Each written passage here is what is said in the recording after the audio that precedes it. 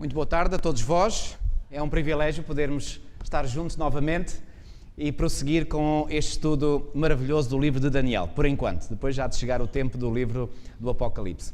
Antes de avançar, eu gostaria de falar ou de vos mostrar um livro que eu tinha aqui falado, que é este. Este é um livro, portanto, que eu trouxe do Brasil no início deste ano. Foi escrito por dois irmãos leigos que verdadeiramente fizeram um estudo absolutamente extraordinário. O título do livro é A Astronomia e a Glória do Adventismo. Um estudo sobre a precisão do cálculo profético de Daniel 8.14 e 9.24-27. Lembram-se, a semana passada nós falámos sobre a profecia de Daniel 8.14 e 9.24-27. Olhem a grossura do volume que explica só uma profecia. Isto aqui é realmente material muitíssimo bom. E com dados da astronomia, da história, etc. Portanto, quem gostar, eu já comecei a ler este livro, ainda não terminei, já li uma boa parte, mas quero ler até ao fim, porque realmente é um livro muito bom.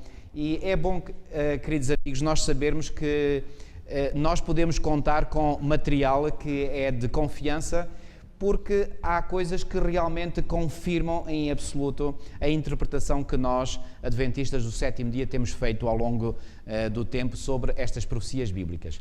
E deixem-me dizer-vos, isto para não ficarem dúvidas na mente de alguns, que ao contrário do que alguns possam pensar, nós não somos os únicos a interpretar as profecias bíblicas da forma como o fazemos. Portanto, há outras pessoas, mesmo fora da nossa igreja, que perante os dados, perante os factos, são obrigados a concluir que não há outra forma de interpretar. Portanto, não estamos sós. Há compreensões depois teológicas, nomeadamente a compreensão do juízo, que isso já, digamos, é muito específico daquilo que nós como adventistas acreditamos. Mas as profecias em si, pois bem, há muitas outras pessoas que interpretam corretamente como nós. Portanto, e aliás, vou-vos dizer uma coisa, e é importante que se diga isto, é que nós como adventistas, nós acreditamos, e isto não é uma posição apenas minha ou de alguns adventistas, é uma posição oficial da Igreja, nós acreditamos que não é só pessoas que pertencem à Igreja Adventista do sétimo dia que se salvarão. Portanto, isso é algo absolutamente claro, não é? Ou seja, nós acreditamos, aliás, até acreditamos que alguns adventistas do sétimo dia não se salvarão. Portanto, enfim, o que é uma tragédia, mas é uma realidade. Não sabemos quem são, e ainda bem, não nos compete a nós julgar o coração de quem quer que seja, mas nós acreditamos profundamente que existem, portanto, pessoas fora da Igreja Adventista do sétimo dia que um dia se salvarão. No entanto, também temos uma posição muito clara em admitir que esta Igreja, e somente esta Igreja, contém a verdade presente para este tempo. E essa é uma crença que eu vos vou dizer, amigos, eu acredito de todo o meu coração. Pode parecer, eu sei que parece, e sobretudo estão aqui alguns, portanto, que não são membros desta igreja, poderão achar, e eu compreendo que possam achar isso, que isso talvez seja arrogância demasiada da minha parte, ou orgulho espiritual, mas vou-vos dizer, depois de muitos anos de estudo e de às vezes ver também o contraditório, como se costuma dizer, não há dúvidas, esta igreja tem realmente o sumo da verdade bíblica para este tempo em que nós vivemos. Isso não quer dizer, volto a enfatizar, não quer dizer que não haja pessoas de outras denominações, de outras religiões que não se salvem. Deus conhece o coração de cada um. Também não quer dizer que tudo aquilo que outras igrejas ensinam seja falso. Não. Há outras igrejas que ensinam também verdades bíblicas. Mas o pacote completo, só a Igreja Adventista do sétimo dia é que o tem. Isso deixem-me dizer-vos isto claramente, portanto, eu não tenho qualquer complexo em dizer isto. Portanto, o que é que eu chamo o pacote completo? Aquilo que nós adventistas denominamos como a verdade presente. Aliás, que é uma expressão bíblica. A verdade presente para este tempo em que nós vivemos, a Igreja Adventista contém o pacote completo. Por isso é que eu disse há pouco que é trágico que haja alguns adventistas que, tendo possessão do pacote completo, possam não se salvar. Mas, no passado, membros também do povo de Deus não se salvaram. Portanto, esta é a realidade. Muito bem, amigos. Nós hoje vamos aprofundar um bocadinho mais e antes de aprofundar, de entrarmos um bocadinho mais a fundo no livro de Daniel, eu gostava de apresentar aqui algumas citações de Ellen White e que dizem o seguinte, olhem aqui, do livro Testemunhos para Ministros, páginas 112 e 113, repare o que é que ela escreveu. Há necessidade de mais íntimo estudo da Palavra de Deus. Agora reparem, para além do estudo da Palavra de Deus, ela aqui salienta 2 livros da Palavra de Deus que devem ser especialmente estudados. Olhem aqui, especialmente devem quê? Daniel e Apocalipse merecer a atenção como nunca antes na história da nossa obra. A luz que Daniel recebeu de Deus foi dada especialmente para quando? Para estes últimos dias. E eu acredito isto de todo o meu coração, porque a mensagem do livro de Daniel é uma mensagem que está sempre atual e, sobretudo, para os nossos dias. Uma outra citação dela diz: os pastores devem apresentar a firme palavra da profecia como o fundamento da fé de quem?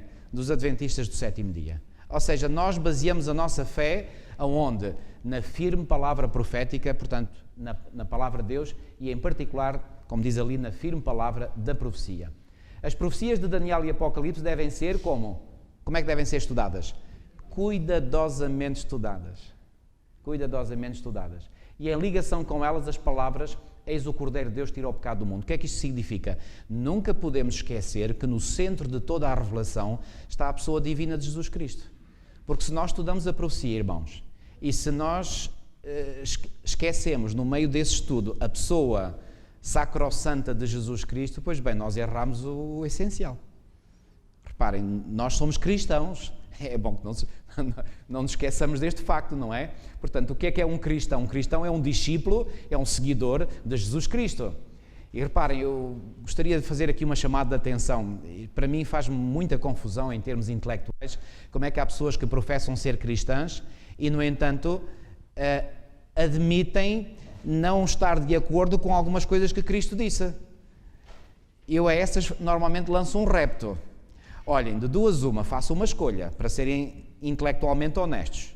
Ou vocês afirmam ser cristãos e, nesse caso, aceitam tudo o que Jesus disse e ensinou, ou então, se não querem aceitar tudo o que Jesus disse e ensinou, então, por favor, não digam que são cristãos, porque uma coisa não vai com a outra.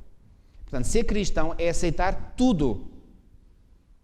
Faz-me lembrar que há uns anos atrás andam por aí pelas ruas, como sabem, aquelas pessoas a trabalhar para a Mel, para a Nós, para as companhias de telecomunicações. E então queriam propor um pacote de telecomunicações. Eu disse: olha, eu quero telefone, quero internet, mas não quero televisão. Não pode ser porque tem que ser o pacote completo. Então, olha, se tem que ser assim, então eu não quero.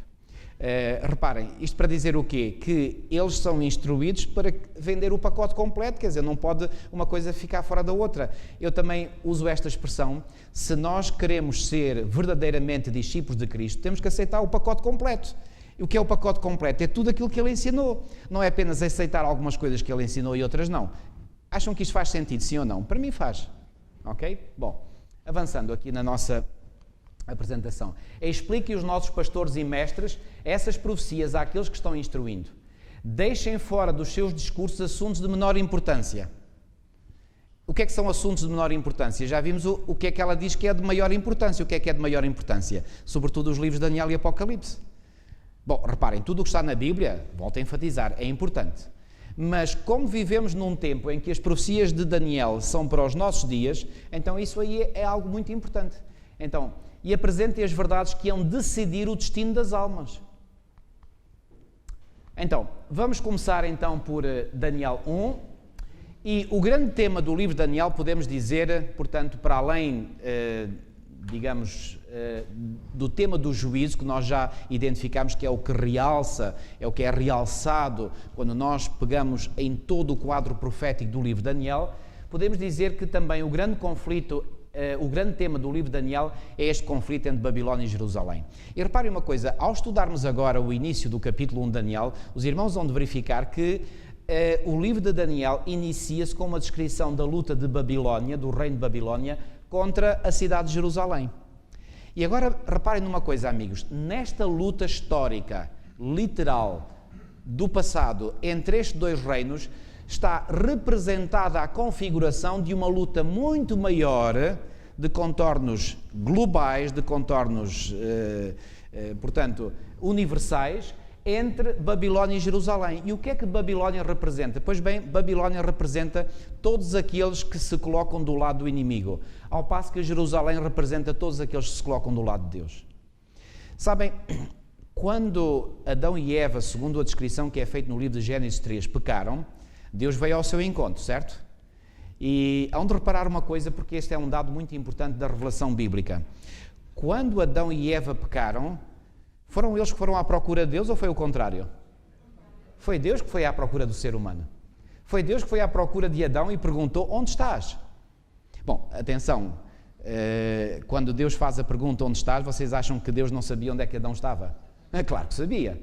Mas essa é uma forma de levar Adão a cair em si e a poder reconhecer onde estava em termos espirituais. Então, Deus vai à procura de Adão e interpela Adão, certo? E fala com Adão e propõe algo. Reparem, não é Adão que procura Deus, é Deus que procura Adão. Que implicações grandiosas isto tem em toda a revelação bíblica? Sabem uma coisa? Eu vou-vos dizer quais são essas implicações. A grande diferença que nós encontramos entre as religiões pagãs em geral e a religião bíblica é que nas religiões pagãs o ser humano parte à procura de Deus ou de uma divindade qualquer. Ao passo que na religião bíblica é Deus que toma a iniciativa e parte à procura do ser humano. No Jardim do Éden foi Deus que tomou a iniciativa e que partiu à descoberta do ser humano. Em Lucas 19:10 nós lemos que Jesus Cristo disse: o Filho do Homem veio buscar e salvar o que se havia perdido. Quem é que veio buscar quem? Portanto, é Deus que vem à procura do ser humano. E finalmente João, na sua primeira epístola, diz: nós o amamos porque Ele nos amou como? Primeiro. Deus toma a iniciativa. Nós respondemos à iniciativa de Deus. Por isso aquela imagem muito bíblica de comparar a relação de Deus com a sua igreja com a relação entre homem e mulher. Bom, eu sei que as coisas hoje já estão a mudar muito, mas tradicionalmente quem é que faz a proposta a quem? É o homem que faz a proposta à mulher. E alguns poderão pensar: então, mas isso não dá liberdade à mulher. É falso, porque a mulher tem toda a liberdade de aceitar ou rejeitar a proposta, sim ou não? Mas quem toma a iniciativa é o homem.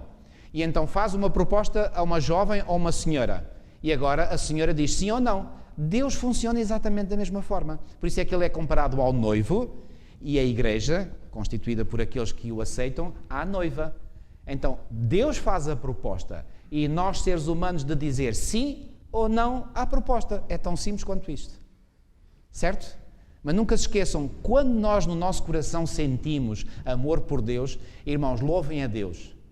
Porque em primeiro lugar Ele já vos amou em primeiro lugar. O nosso amor por Deus é unicamente a resposta do seu amor para connosco em primeiro lugar. Nunca se esqueçam isso. Ok? Muito bem, vamos avançar. Ora bem, neste conflito entre Babilónia e Jerusalém, reparem, já disse isto, mas posso ler, para além do conflito local ou regional que opôs estes dois reinos históricos, o autor visa igualmente um conflito de uma outra dimensão. E esse é um conflito cósmico. E sabem, é por esta razão que o livro de Daniel continua válido nos nossos dias. Porque ao olharmos para este conflito local histórico, nós encontramos exatamente a mesma dinâmica deste conflito nos dias de hoje. Sabem que há um texto na Bíblia que eu aprecio muito, e aqueles que me conhecem sabem que eu cito muito esse texto bíblico. Está em Eclesiastes no capítulo 1, venham ver esse texto por favor comigo. Eclesiastes capítulo 1, versículos 9 a 11. Eclesiastes capítulo 1, versículos 9 a 11.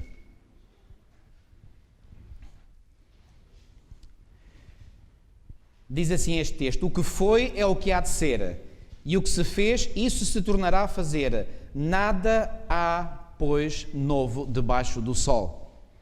Versículo 10. Há alguma coisa de que se possa dizer, vê, isto é novo? Não. Já foi nos séculos que foram antes de nós. Agora repare o que é que o sábio Salomão, que foi o autor deste livro de Eclesiastes, diz no versículo 11. Já não há lembrança das coisas que precederam. Este é que é o problema para muitos seres humanos. É que não se recordam daquilo que aconteceu no passado. Porque se recordassem, saberiam, comparando o que aconteceu no passado com o que acontece hoje, não há nada de novo hoje relativamente àquilo que aconteceu no passado. Estão a perceber? Há um esquecimento.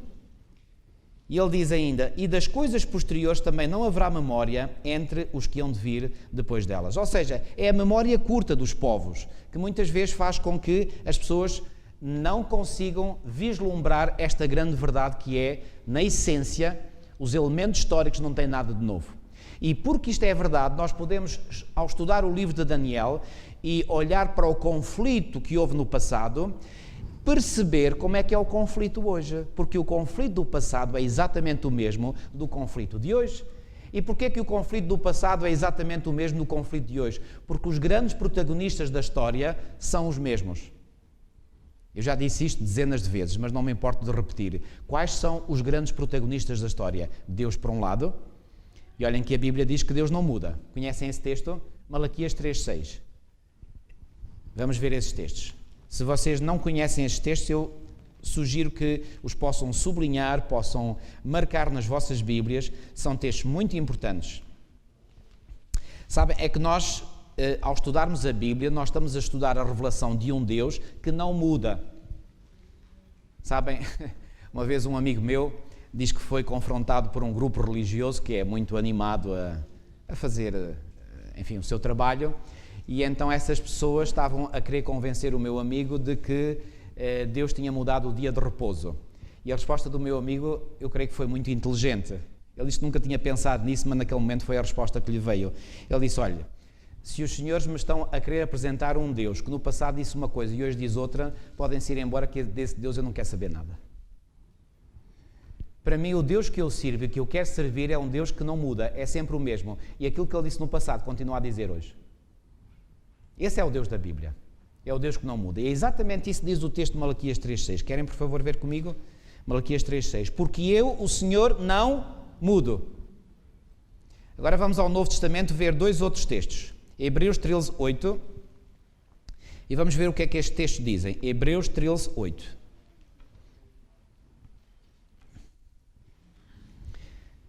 Diz assim, Jesus Cristo ontem e hoje é o mesmo e o será para sempre. Então Jesus Cristo não muda, é o mesmo, certo? Virem a página para a frente e vamos para a Epístola de Tiago, e no capítulo 1 e versículo 17 diz, toda a boa dádiva e todo o dom perfeito são lá do alto, descendo do Pai das luzes, em quem não pode existir variação ou sombra de mudança.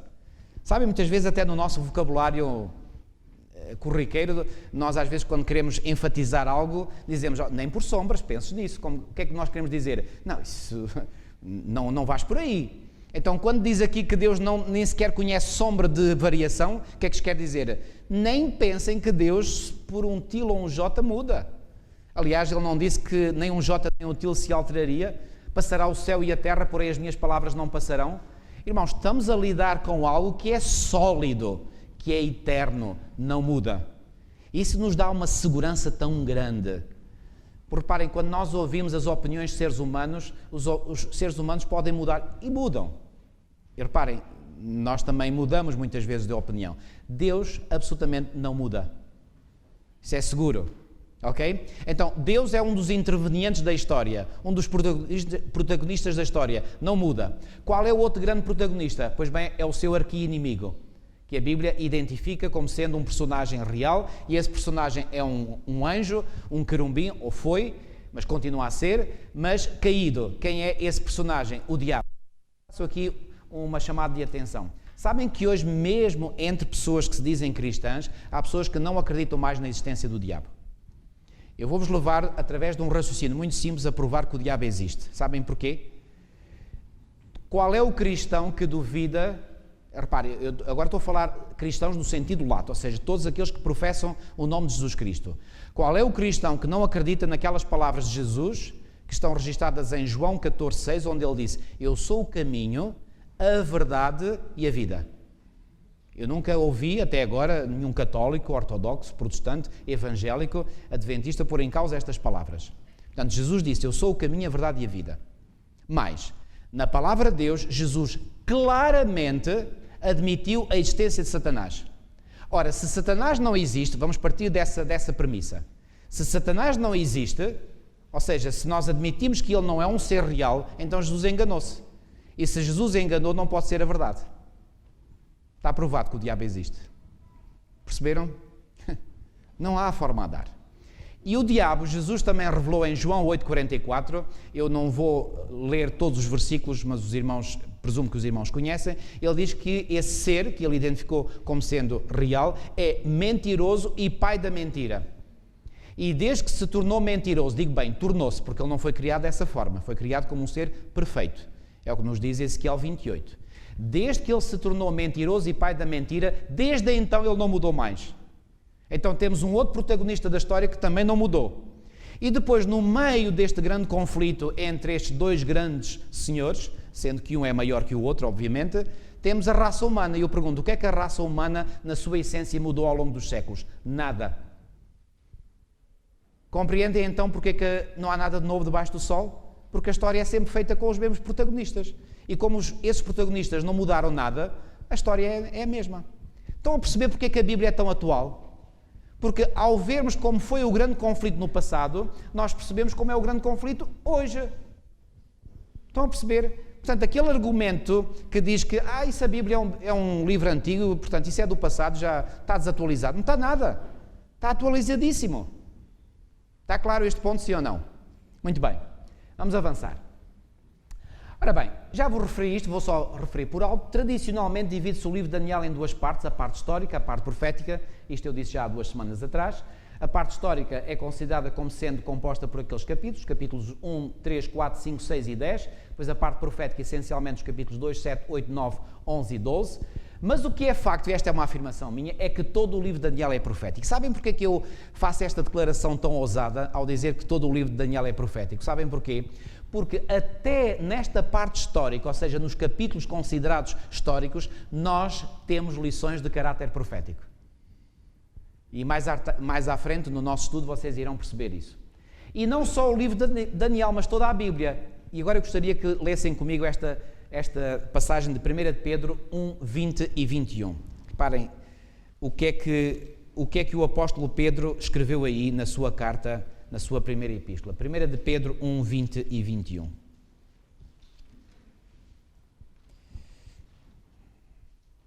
Eu peço desculpa, houve ali um engano meu, não é primeira, mas sim segunda. 2 de Pedro, capítulo 1, versículos 20 e 21, exatamente. Diz assim: sabendo primeiramente isto, que nenhuma profecia da Escritura provém de particular elucidação, porque nunca jamais qualquer profecia foi dada por vontade humana, entretanto, homens santos falaram da parte de Deus movidos pelo Espírito Santo.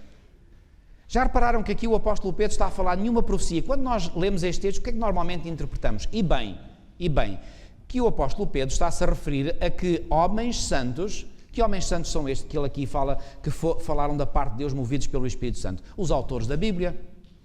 Mas repararam que Pedro está a dizer que nenhuma profecia foi escrita por vontade humana? Porquê é que ele emprega a palavra profecia? Sabem porquê? Porque toda a Bíblia, no seu conjunto, é uma profecia. Isto é absolutamente fabuloso. E nós iremos ver, já agora eu levanto só um bocadinho o véu, por exemplo, só um exemplo, capítulo 3, quando chegarmos lá, não vamos agora falar aqui em detalhe, no capítulo 3 de Daniel, nós temos um exemplo em que é forçada a adoração a uma determinada imagem, uma imagem de ouro mandada edificar pelo rei Nabucodonosor. Ali não havia liberdade de consciência, era imposta a adoração.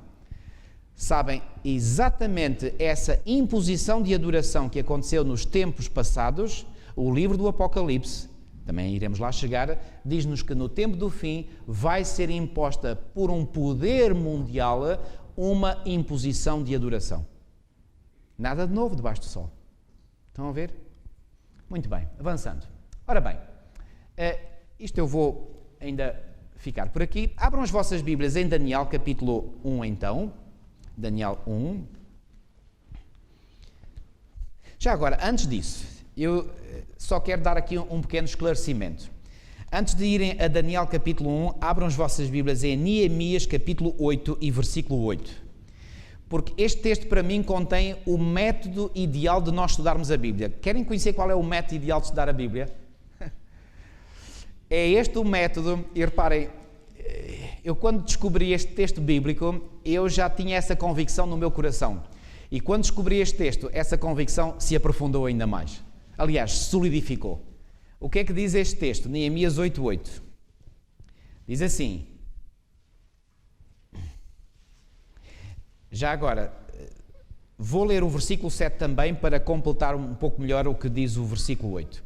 e Jesua, então aqui vários nomes são apresentados, Bani, Serebias, Jamim, Acube, Sabetai, Odias, Maazéias, Quelita, Azarias, Josadá, Banam, Pelaías, e os levitas ensinavam o povo na lei. O que é que faziam todos estes homens? Eram mestres, eram professores, ensinavam o povo na lei. E o povo estava no seu lugar. E agora reparem qual o método que estes homens usaram para ensinar o povo. Versículo 8. Leram no livro, na lei de Deus, claramente. Não apenas leram, mas leram de que forma? Claramente. O que é que significa? Eles liam de tal forma para que todos pudessem compreender claramente aquilo que era lido. E não ficavam por aí. Dando explicações de maneira que entendessem o que se lia. Amigos, está aqui o método mais simples de estudarmos a Bíblia. É nós lermos e aqueles que são mais instruídos na palavra de Deus porque estudaram mais, poderem ler e ler de que forma? Claramente, e ao mesmo tempo que vão lendo claramente, vão dando explicações para que aqueles que estão a ouvir possam entender aquilo que está escrito. Este é o método que funciona na perfeição e é o método de inspiração divina. Então é esse o método que eu quero portanto, usar convosco no estudo dos livros de Daniel e Apocalipse. É ler, indo lendo, capítulo a capítulo, versículo a versículo, frase a frase, palavra a palavra, e dando explicações para se entender aquilo que está escrito. Estamos de acordo quanto ao método? Ou há alguma objeção quanto ao método? Ok. Bom, se vocês estivessem a objetar, estavam a objetar contra um está escrito. Isso seria perigoso. Muito bem, vamos a Daniel então, capítulo 1. Daniel, capítulo 1. E cá está, como eu vos disse, o livro de Daniel abre-se com a notícia do ataque de Babilónia contra a cidade de Jerusalém.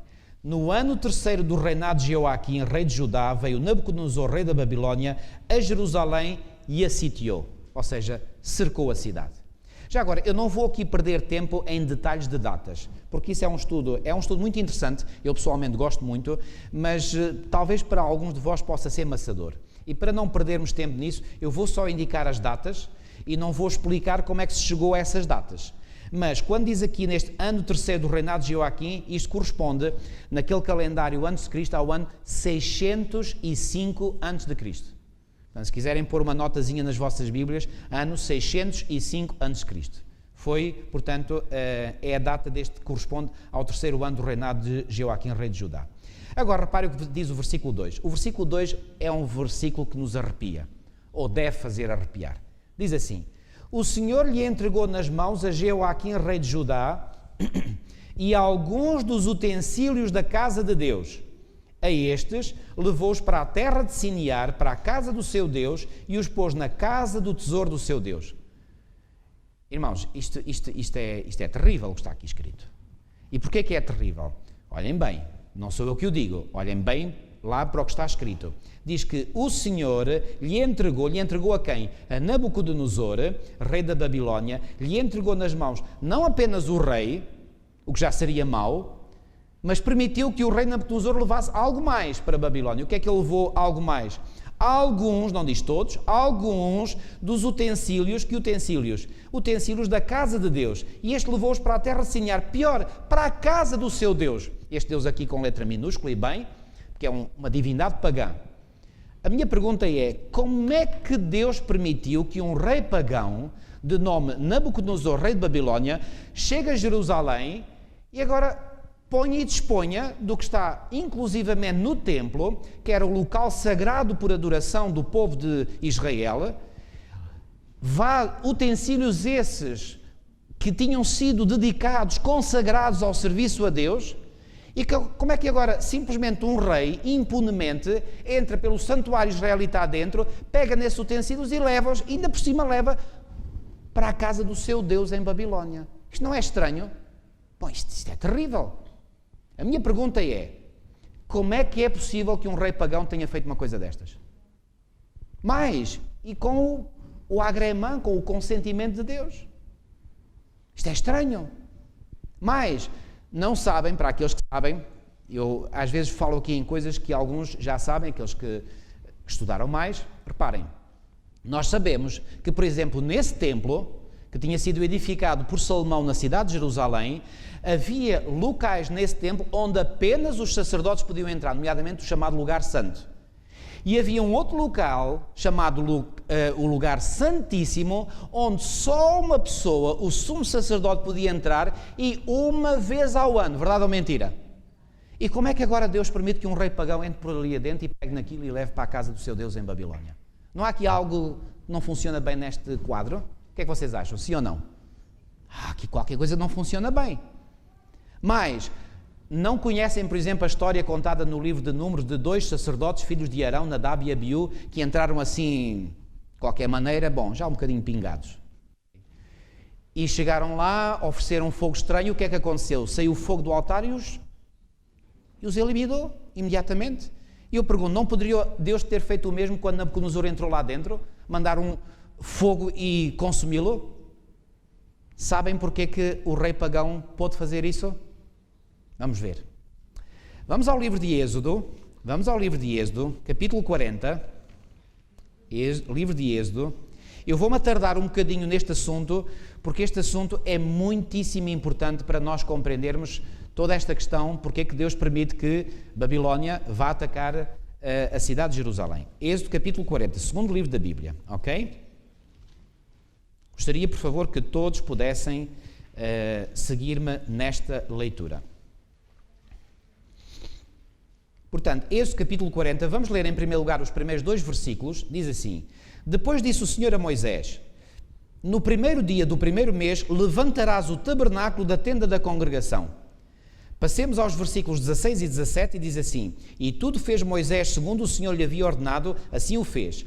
No primeiro mês do segundo ano, já agora, que segundo ano era este? Era o ano a contar a partir da data em que os filhos de Israel saíram do Egito. Ok? No primeiro mês do segundo ano, no primeiro dia do mês se levantou o tabernáculo. Já agora, sabem quantos anos o povo de Israel andou pelo deserto, desde que saiu do Egito, até chegar à terra prometida? Quantos anos? 40 anos, muito bem.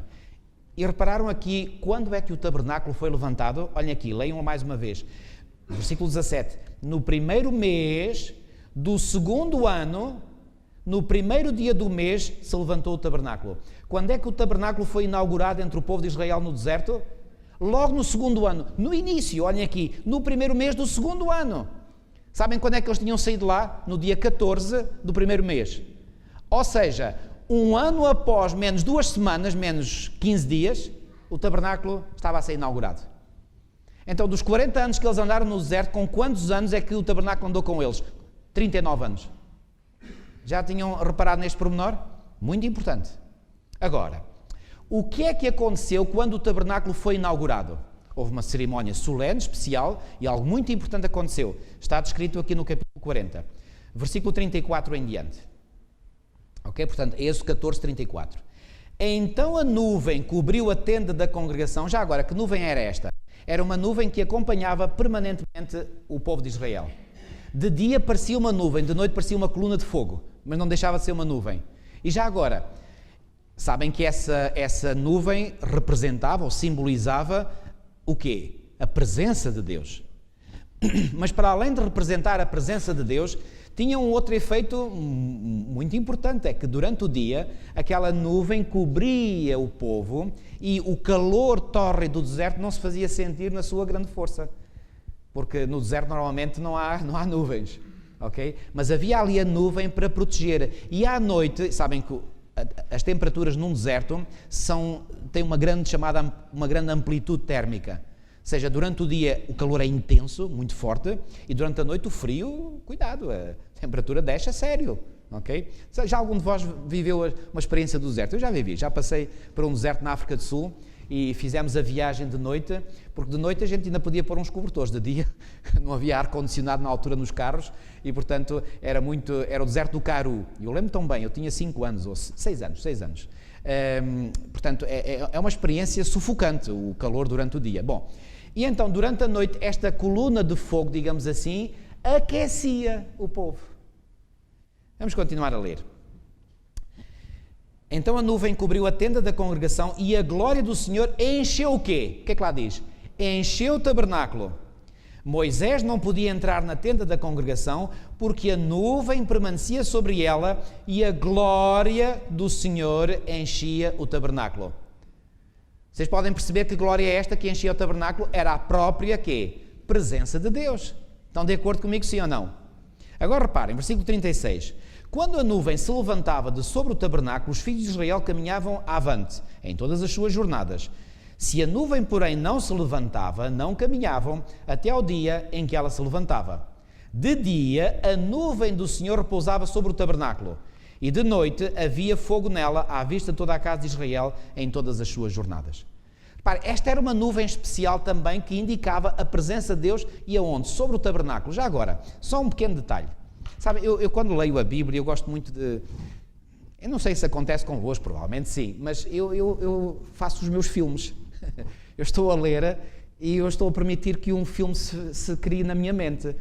Imaginem a seguinte situação, isto passou já pela minha mente. Imaginem, por exemplo, um israelita estava na sua tenda durante a noite e ele tinha um pesadelo, acordava sobressaltado e ele estava angustiado. Será que Deus está connosco? Não está? Bastava ele ir até à porta da tenda, olhar para o meio do acampamento onde estava o santuário e ver lá aquela coluna de fogo durante a noite e o seu coração podia ficar tranquilo. Porquê? Porque isso era a certeza de que o Senhor continuava com o povo de Israel. Fantástico! Havia ali uma manifestação visível da presença de Deus no meio do povo. Agora, não se esqueçam que então, no dia da inauguração do templo, a glória do Senhor, através na forma de uma nuvem, o que é que fez? Encheu o tabernáculo, ok? Fixaram esta noção? Já agora, sabem que também quando aconteceu depois a inauguração do templo em Jerusalém, já agora posso-vos mostrar também, vamos a 1 de Reis capítulo 8, 1 de Reis capítulo 8, 1 de Reis capítulo 8,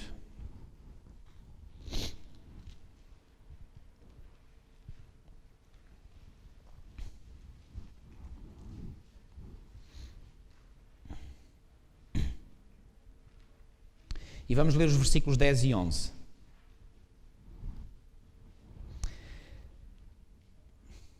Tendo os sacerdotes saído do santuário, uma nuvem encheu a casa do Senhor. Ela não é semelhante a esta descrição àquela que acabámos de ler em Êxodo 40. Exatamente a mesma. Reparem agora, versículo 11. De tal sorte que os sacerdotes não puderam permanecer ali para ministrar por causa da nuvem, porque a glória do Senhor enchera a casa do Senhor. Ela não é a mesma descrição que encontramos em Êxodo 40. Exatamente a mesma. Então reparem, quando o santuário foi inaugurado, reparem, ele foi construído e no fim de estar construído, estava pronto, e então veio a cerimónia de inauguração. E com a cerimónia de inauguração, a glória do Senhor na forma de uma nuvem entra pelo santuário adentro e enche todo o espaço e diz lá que Moisés não podia entrar. Entretanto, anos mais tarde, pois bem, esse santuário que tinha existido durante os 39 anos de peregrinação no deserto, pois bem, ele ficou durante algum tempo, é verdade, em Silo, mas finalmente qual era o desejo do Senhor? Que uma casa se construísse ao Senhor, uma casa ao Senhor na cidade de Jerusalém, e assim acabou por ser feito. Foi Salomão que edificou esse templo. E também no dia em que o templo foi inaugurado em Jerusalém, a glória do Senhor na forma de uma nuvem enche toda a casa, de modo que os ministros não podiam estar ali, porque sentia-se que ali a presença do Senhor era demasiado forte e temporariamente não podiam estar ali a ministrar. Agora, vamos ao livro de Ezequiel e iremos ver no livro de Ezequiel que vai acontecer algo oposto a isto que aconteceu e que acabámos de ler em Êxodo 40 e em 1 de Reis 8. Vamos a Ezequiel capítulo 10. Ezequiel capítulo 10.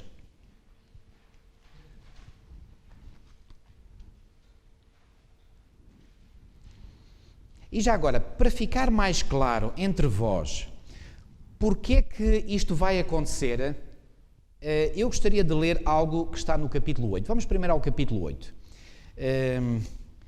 Eu vou aqui mesmo tomar o tempo necessário, também me deram essa liberdade, eu vou usar essa liberdade que me deram para explicar em detalhe. Lembram-se daquela recomendação que lemos há bocadinho, que nós devemos estudar como estes livros, de forma... Reparem, vocês poderão pensar, pastor, mesmo você não está no livro de Daniel. Eu sei que não estou no livro de Daniel, mas nós estamos a estudar estas passagens para compreender melhor aquilo que aconteceu no início do livro de Daniel. Não se perderam, pois não? Portanto, a minha pergunta que eu deixei no ar, e é para responder a essa pergunta que estamos agora a avaliar estes textos, é porquê que o Senhor permitiu que um rei pagão viesse à cidade de Jerusalém e tomasse o templo e parte dos utensílios que lá estavam e os levasse para a Babilónia, para a casa do seu Deus. Essa é a grande questão que queremos responder. Está claro? Ou seja, não percam o foco, ok? Vamos então ver aqui Ezequiel 8. E em Ezequiel 8 nós temos aqui reparem, neste momento quando Deus dá esta visão a Ezequiel, sabem onde é que Ezequiel estava? Ezequiel estava em Babilónia. Portanto, bem longe da cidade de Jerusalém. Já agora, por falarem bem longe, sabem qual era a distância que tinha que ser percorrida para ir-se de Judá ou de Jerusalém até a Babilónia? Cerca de 1500 km. Isto, atenção, eu não trouxe aqui nenhum mapa, mas se vocês tiverem em mente o mapa do Médio Oriente, já agora, olhem aqui para mim. Israel ficava, portanto, nesta parte aqui, junto ao mar Mediterrâneo, a parte oriental do mar Mediterrâneo, certo? Portanto, Israel ficava aqui, ok? Babilónia ficava mais ou menos aqui nesta direção, ou seja, na direção sudeste. Só que para ir pelo trajeto mais direto de Jerusalém para Babilónia, tinha que se atravessar o grande deserto da Arábia. Isso era uma rota quase impossível de ser feita. Bom, não era impossível, porque quando, por exemplo, e há um relato histórico que diz que quando houve quase uma tentativa de revolta em Babilónia, Nabucodonosor vai rapidamente e vai por esse caminho mais rápido para a Babilónia. Mas a rota que era normalmente seguida, sabem qual era? Era irem para norte primeiro, para a zona de Harã, e depois de Harã eles desciam para sudeste pela chamada Rota do Crescente Fértil. Que zona geográfica é essa chamada do Crescente Fértil? É uma zona que está entre os rios Tigre e Eufrates. E essa é uma zona muito fértil, em termos de terrenos agrícolas, e, portanto, é uma zona que é muito menos inóspita do que um deserto, como podem imaginar. E aí, nessa rota, portanto, existe água, existe comida, portanto, é muito menos inóspita. Já agora, ótimo, excelente. Muito bem, já agora eu vou apontar aqui, portanto, estão a ver ali onde está Judá? Isto parece... Deixem-me aqui aproximar um bocadinho mais. Portanto, Judá está aqui, ok? E Babilónia está, bom, aqui fala em Babilónia, aqui, mas Babilónia está mais ou menos para aqui, assim, ok? Vem mesmo. Ur dos Caldeus, por exemplo, era aqui nesta zona aqui, ok? E quando Abraão, por exemplo, é chamado pelo Senhor, e está descrito em Gênesis 12, sabem qual foi o percurso que ele fez? Ele fez este percurso para noroeste e vai até Harã, ali, e depois dali de Harã ele desce para sul, para a terra que posteriormente veio a ser a terra de Judá. Ora, o trajeto que os cativos vão fazer, Daniel e os seus companheiros vão fazer, é o trajeto no sentido contrário daquele que Abraão fez. Ou seja, eles saíram daqui, foram para norte e depois desceram para a Babilónia. E este trajeto mais comprido, portanto não é aquele que passa aqui pelo deserto, é que é os tais 1500 km. Números gerais. Ora bem. Então, estava eu a dizer que Ezequiel, o profeta Ezequiel, já tinha sido levado cativo para a Babilónia no ano 597 a.C. Ok? Agora, ele está lá em Babilónia e o Senhor lhe mostra uma visão, e uma visão de quê? Daquilo que estava a acontecer no templo em Jerusalém. E sabe o que é que Daniel vai contemplar em visão daquilo que estava a acontecer no templo em Jerusalém? É precisamente Ezequiel. O que é que Ezequiel vai ver em visão? Aquilo que estava a passar no templo em Jerusalém. E o que é que o Senhor lhe mostra que estava a passar? Mostra-lhe aquilo que está escrito em Ezequiel 8, capítulo 8. Vamos ver então Ezequiel capítulo 8. No 6º ano, no 6º mês, aos 5 dias do mês, estando eu sentado em minha casa e os anciãos de Judá assentados diante de mim, sucedeu que ali a mão do Senhor Deus caiu sobre mim. Olhei e eis uma figura como de fogo. Esta figura como de fogo é muito semelhante àquela que nós encontramos, por exemplo, em Ezequiel 1, àquela que encontramos em Apocalipse 1, enfim, aqui podemos claramente identificar como sendo o próprio Senhor Jesus Cristo que aparece a ele. Desde os seus lombos e daí para baixo era fogo, e dos seus lombos para cima como o resplendor de metal brilhante. Estendeu ela dali uma semelhança de mão e me tomou pelos cachos da cabeça. O Espírito me levantou entre o céu e a terra e me levou a Jerusalém, mas levou-o como? Em visões de Deus. Reparem, ele não foi pegado literalmente pelos cabelos. Ele foi pegado em visão. Estamos, portanto, a falar de uma visão. Ele não foi, na realidade, a Jerusalém literalmente. Ou seja, o seu espírito foi levado em visão. E como é que ele se sentiu a ser transportado? É como se o espírito pegasse pelos cachos, ou seja, pelos cabelos. Anda cá, Ezequiel, eu tenho que te mostrar uma coisa. Pegou nele e leva-o para Jerusalém. E agora, olhem aqui. Até à entrada da porta do átrio de dentro, que olha para o norte, onde estava colocada a imagem dos ciúmes. Bom, que imagem dos ciúmes era esta? Bom, não deve ser coisa boa. Estamos, para ver logo isto, mesmo não sabendo muita coisa mais, imagem dos ciúmes, reparem, claramente isto seria uma imagem que é uma imagem idolátrica, que provoca o ciúme de Deus. Agora reparem, versículo 4. Eis que a glória do Deus de Israel estava ali como a glória que eu vira no vale. Já agora, que glória é esta? A mesma glória que tinha enchido a casa de Deus quando esta casa de Deus foi inaugurada, conforme vimos há bocado em 1 Reis 8. E estou a falar em 1 Reis 8 porque estamos a falar agora do templo em Jerusalém. Não estamos a falar mais do santuário que se desmontava, montava-se outra vez e que andou durante as peregrinações do povo de Israel no deserto. Ok? Então agora reparem. Eis que a glória do Deus de Israel estava ali como a glória que eu vira no vale. Ele me disse, filho do homem, levanta agora os olhos para o norte. Levantei os olhos para lá, e eis que da banda do norte, à porta do altar, estava esta imagem dos ciúmes à entrada. Disse-me ainda, filho do homem, vês o que eles estão fazendo, as grandes abominações que a casa de Israel faz aqui, para que me quê? Afaste do meu santuário, pois verás ainda maiores abominações. Então aqui reparem, Deus já está aqui a levantar o véu e a dizer... Estás a ver, Ezequiel, o que é que está a acontecer no meu santuário? Tu certamente não tinhas consciência do mal que estava a acontecer, mas por isso é que eu te quero revelar. E o Senhor vai aqui dizer pela primeira vez, olha, por causa daquilo que está a acontecer, eu vou-me afastar do meu santuário. Vamos continuar a ler. Versículo 7. Ele me levou à porta do átrio, olhei, e eis que havia um buraco na parede. Então me disse, filho do homem, cava naquela parede. Cavei na parede, provavelmente... Isto não foi um cavar literal, porque não se esqueçam que ele estava a ter uma visão. Cavei na parede e eis que havia uma porta. Disse-me, entra e vê as terríveis abominações que eles fazem aqui. Entrei e vi. Eis toda a forma de répteis e de animais abomináveis e de todos os ídolos da casa de Israel pintados na parede em todo o redor. Onde é que estavam estas gravuras de répteis e de animais pintadas? Onde é que estavam? Dentro do próprio templo. E agora? Versículo 11. 70 homens dos anciãos da casa de Israel, com Jazanias, filho de Safã, que se achava no meio deles, estavam em pé diante das pinturas, tendo cada um na mão o seu incensário, e subia o aroma da nuvem de incenso. Então me disse, viste, filho do homem, o que os anciãos da casa de Israel fazem nas trevas? Nas trevas. Sabe o que é que isto quer dizer? Que estes sacerdotes dentro do templo estavam a fazer coisas que o povo não imaginava que eles faziam. E o que é que eles estavam a fazer? Com os seus incensários, a dar, por assim dizer, honras e louvores àquelas imagens. Coisas horríveis. Mais, e subiu o aroma da nuvem de incenso. Então me disse, fazem nas trevas, cada um nas suas câmaras pintadas de imagens, depois dizem, o Senhor não nos vê, o Senhor abandonou a terra. Disse-me ainda, tornarás a ver maiores abominações que eles estão fazendo. Maiores abominações? Poderia haver ainda maiores abominações do que estas? Pois bem, é o próprio Deus que o diz. Olhem aqui, versículo 14.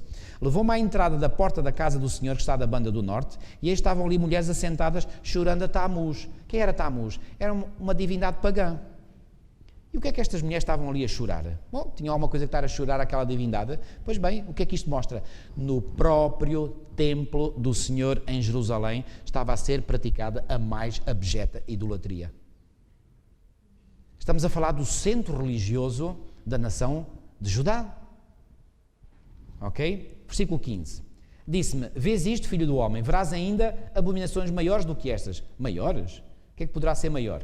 Versículo 16. Levou-me para o átrio de dentro da casa do Senhor, e eis que estavam à entrada do templo do Senhor, entre o pórtico e o altar, cerca de 25 homens. Eu pergunto, vocês conseguem imaginar quem seriam estes 25 homens? É muito simples. Sabem que a Bíblia interpreta-se ela própria. Há um texto em Joel 2,17. Mantenham as vossas Bíblias, por favor, abertas aqui e venham comigo a Joel. Sabem onde é que está Joel? Depois de Daniel, temos Oseias e depois de Oseias, Joel. Portanto, 2 livros depois de Daniel, no livro de Joel.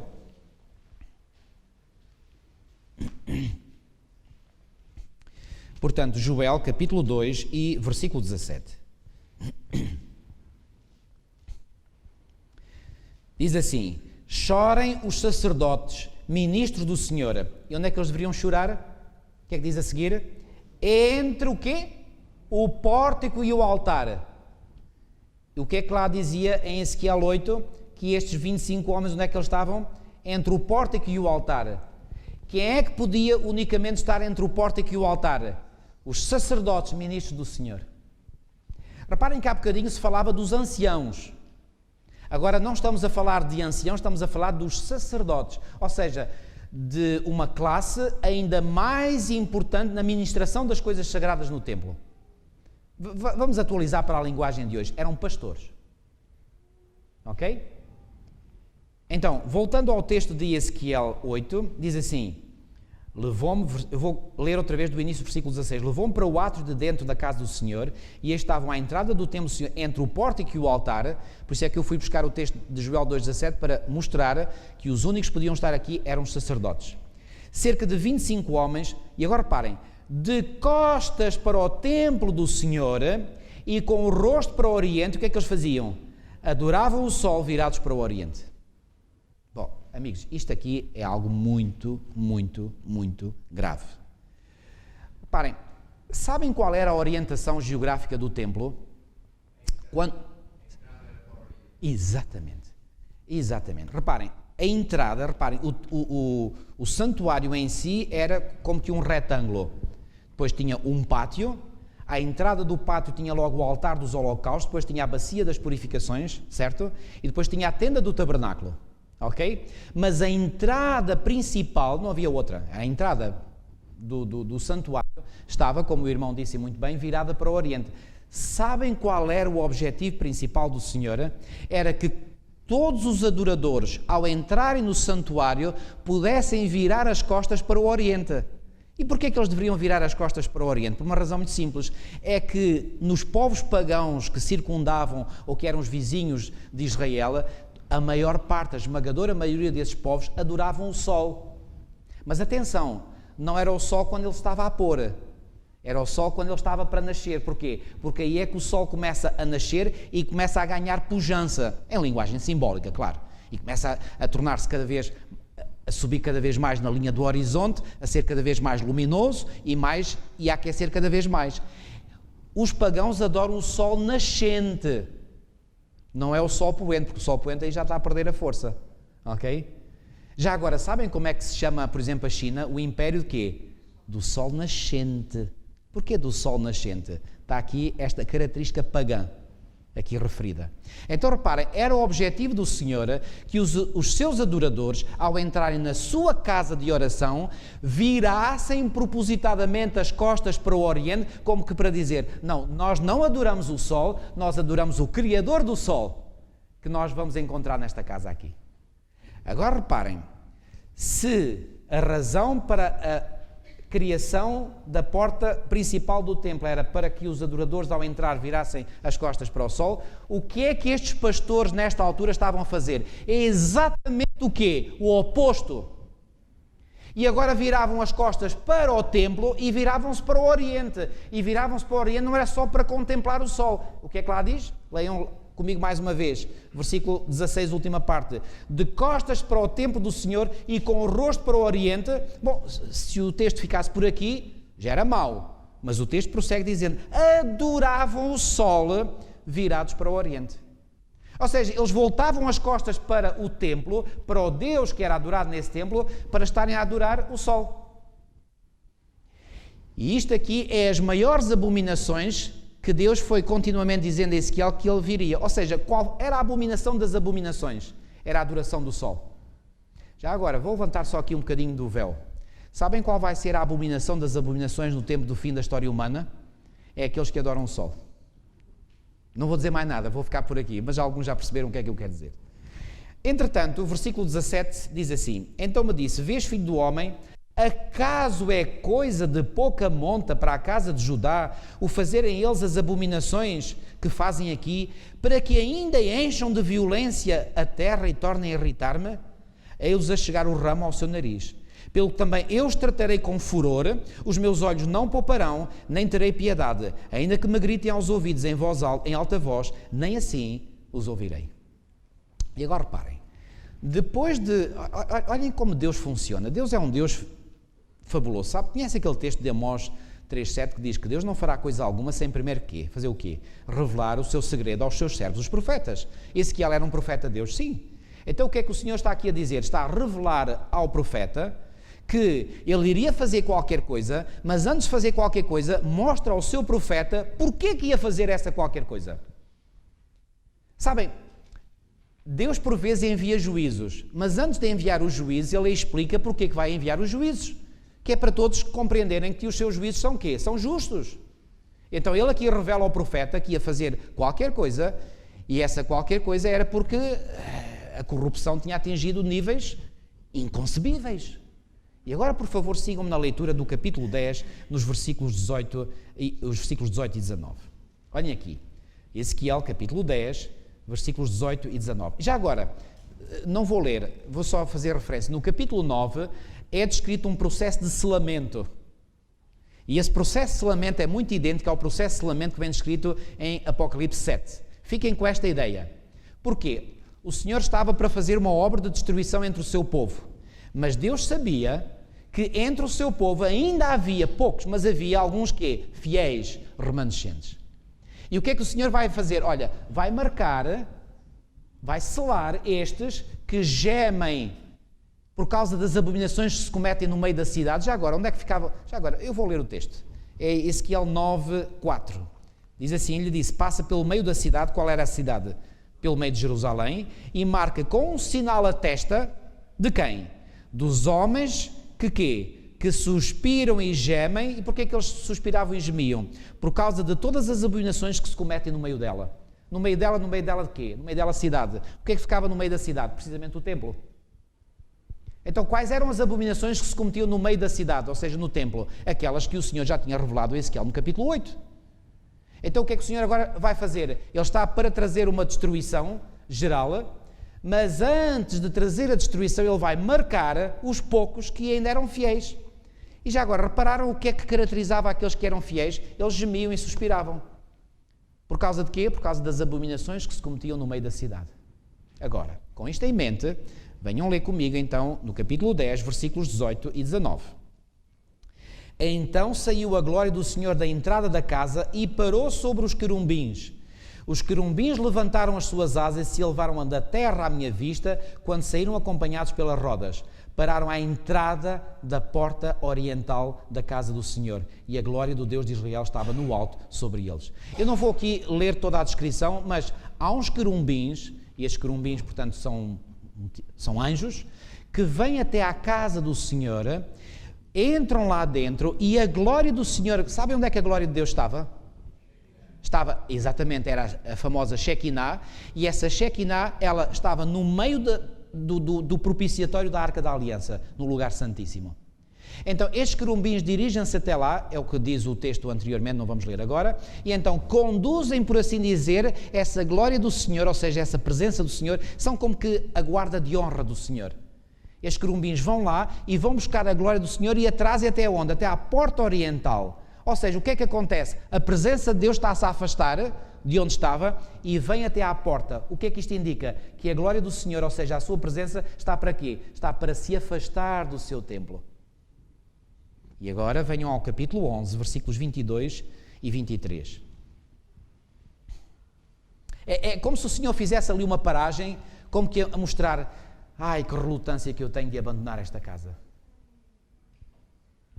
Mas o Senhor está mesmo para abandonar. Olha o que diz os versículos 22 e 23 do capítulo 11 de Ezequiel. Então os querumbins elevaram as suas asas e as rodas os acompanhavam. E a glória do Deus de Israel estava no alto sobre eles. Olha agora, versículo 23.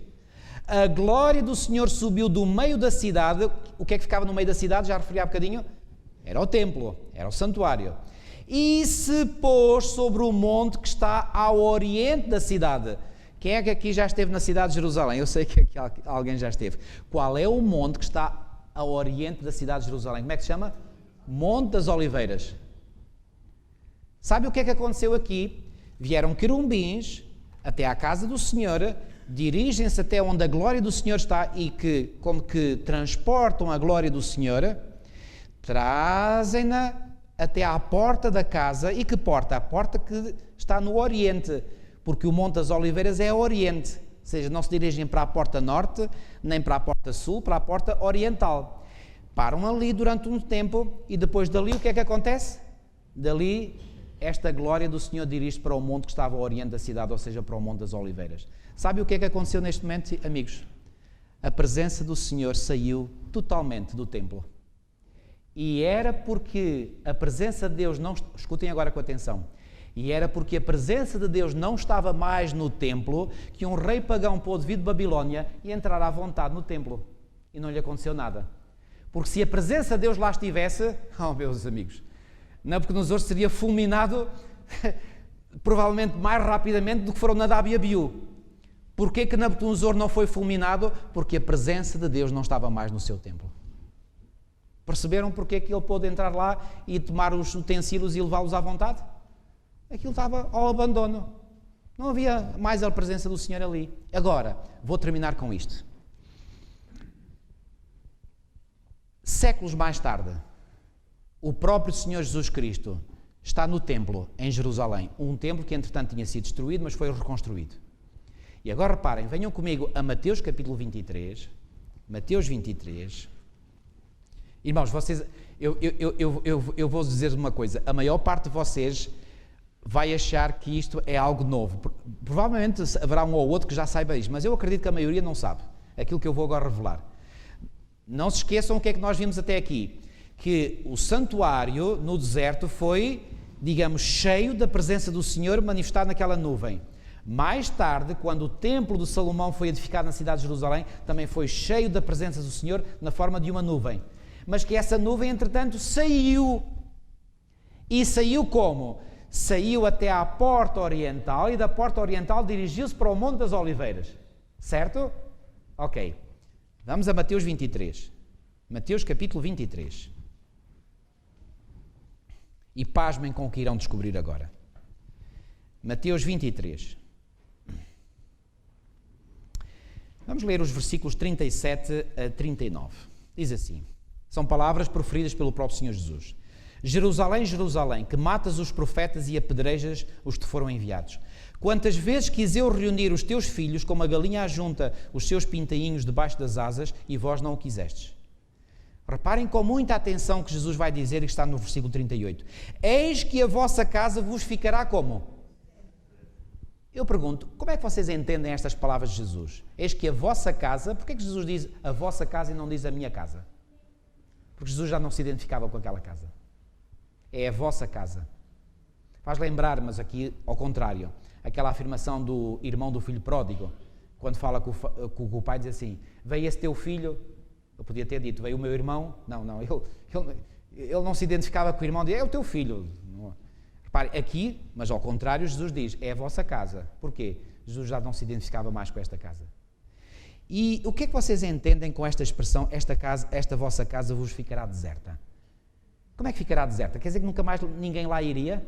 Ficará deserta da presença de Deus. E agora reparem o que é que aconteceu. Versículo 39. Declaro-vos, pois, que desde agora já não me vereis até que venhais a dizer bendito o que vem em nome do Senhor.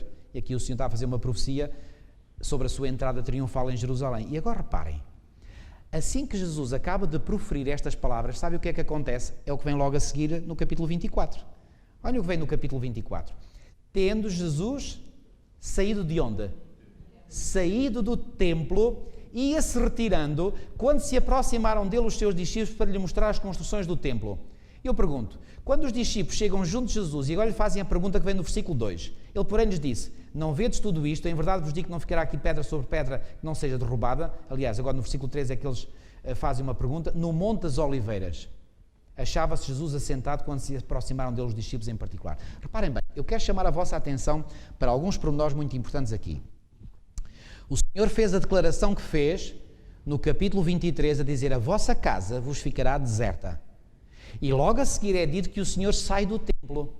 Entretanto, ao sair do templo, o Senhor chama a atenção dos discípulos: olha, não vedes esta casa? Porque os discípulos chegam ao pé de Jesus: ó Senhor, olha para este templo. Ele certamente tinha uma grande honra no templo em Jerusalém. Era o centro religioso da nação. E eles, como que no seu orgulho, chamam a atenção de Jesus: ó Senhor, olha para este templo, magnífico templo. E o Senhor diz assim: olha, não vedes tudo isto? Em verdade vos digo que não ficará aqui pedra sobre pedra que não seja derrubada. Eu pergunto, neste momento em que os discípulos chamam a atenção de Jesus, e Jesus lhes responde, vocês acham que eles não terão feito ali eventualmente uma pausa?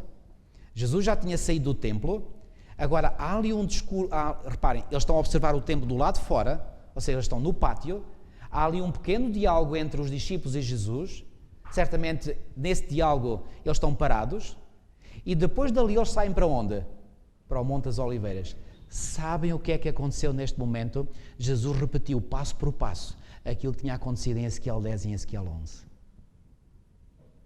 Jesus sai do templo, vem até à porta, está ali, faz ali uma pausa, tal como a glória do Senhor fez uma pausa na porta oriental, e depois dali a glória do Senhor vai para onde? Vai para o Monte das Oliveiras. Quando Jesus, depois de fazer a pausa na porta, sai, para onde é que ele vai? Para o Monte das Oliveiras. Sabe o que é que aconteceu neste momento? A presença do Senhor saiu definitivamente do templo em Jerusalém. E o que é que aconteceu no tempo de Ezequiel? Pois bem, a presença de Deus afastou-se, mas o templo não foi logo destruído. Passaram-se alguns anos e finalmente vieram os babilónios e tiveram liberdade de entrar por ali adentro, pegar nos utensílios, deitar fogo àquilo e fazer arder aquilo tudo. O que é que aconteceu depois no tempo de Jesus? Jesus sai, agora em pessoa, mas significando que a sua presença iria sair dali por completo. Esperam-se mais uns anos e finalmente no ano 70 vêm os romanos, podem entrar por ali adentro à vontade, pegar fogo à casa e a casa é novamente destruída. Perceberam porque é que no início do capítulo 1 de Daniel, então Nabucodonosor pôde entrar pelo templo adentro? Porque a presença do Senhor não estava mais ali. E sabem qual é a grande lição? E com isto eu termino. Que nós podemos retirar dali? Sabem quando é que a destruição pode vir sem mistura de misericórdia sobre algumas pessoas? Quando a presença de Deus se retira por completo dessas pessoas. É exatamente isso que vai acontecer no tempo do fim. Quando o Espírito Santo se retirar por completo das pessoas, essas pessoas estão à mercê do inimigo e essas pessoas serão completamente destruídas. E não terão ninguém para as acompanhar, ninguém para as proteger, ninguém para as defender, nada. Serão completamente destruídos. Sabem, o livro de Daniel começa desta forma, muito triste, mas dá-nos uma lição muito grande. Se nós não queremos ser destruídos na destruição que vem anunciado nos vários livros proféticos da Bíblia, sabe o que é que nós mais devemos temer? Que a presença de Deus se afaste de nós. Porque sabem uma coisa, irmãos, se a presença de Deus se afasta de nós, nós estaremos perdidos para sempre. E estaremos à mercê do destruidor. E eu vou-vos fazer uma confissão. O meu maior medo na vida não é morrer, não é que aconteça uma tragédia qualquer, embora possa ter algum receio, naturalmente. O meu maior receio, e que eu peço a Deus que nunca me aconteça, é que o Espírito de Deus se retire de mim para sempre. Porque aí eu estarei perdido para sempre. Irmãos, tomemos isto a sério. Isto é um assunto muitíssimo solene. E se nós não queremos que o Espírito de Deus se retire de nós, por favor, prestemos atenção aos conselhos de Deus, às suas orientações, aos seus mandamentos, procuremos com a sua graça, com o seu poder, viver a sua vontade, e aí dessa forma o Espírito de Deus permanecerá connosco. Sabe o que é que nos diz Atos 5,32? Que Deus dá o Espírito Santo àqueles que lhe obedecem. Àqueles que lhe desobedecem, o que é que vai acontecer? O Espírito de Deus finalmente se retira. E quando o Espírito de Deus se retira, ou seja, a presença de Deus se retira de algo, mais cedo ou mais tarde, a destruição é garantida. Que possamos ficar com esta mensagem bem gravada na nossa mente e que Deus nos ajude para que nós possamos fazer a vontade de Deus continuamente e ter desejo e procurar ao Senhor para que o Senhor não nos abandone. É com isto que termino, vamos fazer uma oração final, tá bom? Senhor nosso Deus, nosso bom Pai, Muitíssimo obrigado, Senhor, porque mais uma vez Tu nos permitiste estarmos aqui, reunidos uns com os outros, mas acima de tudo, Senhor, nós temos a plena certeza disso, reunidos contigo. Porque Tu fizeste uma promessa e as Tuas promessas, nenhuma delas falha, de que lá onde 2 ou 3 se reunissem em Teu nome, Tu estarias no meio deles. Ó Senhor, por favor, vem estar entre nós, mas sobretudo vem estar em nós, para que o Teu Espírito, Senhor, venha mover do nosso coração, da nossa mente, tudo aquilo que não esteja de acordo com a Tua vontade. Ó Senhor, não queremos que um dia Tu te afastes de nós definitivamente. Ó Senhor, a história prova que quando Tu te afastas de algo ou de alguém definitivamente, finalmente, mais cedo ou mais tarde, a destruição total vem sobre essa pessoa. E acabamos de ver, Senhor, que sobre a Tua casa, que existiu inicialmente em Jerusalém, que foi destruída, depois voltou a ser reconstruída para ser novamente destruída, essa casa foi destruída por 2 vezes, porque a Tua presença se afastou dela para sempre. Ó bom Pai, que esta lição possa ficar na nossa mente e que nós possamos, Senhor, ambicionar acima de tudo, estar em comunhão Contigo e estar em comunhão Contigo para recebermos de Ti o poder e a força para fazermos aquilo que Tu nos pedes para fazermos. Senhor, ajuda-nos a viver de acordo com a Tua vontade, para que assim possamos ter a certeza que o Teu Espírito está em nós. Despede-nos agora com a Tua bênção e a Tua paz nos nossos corações. Te pedimos tudo e Te agradecemos em nome de Jesus. Amém.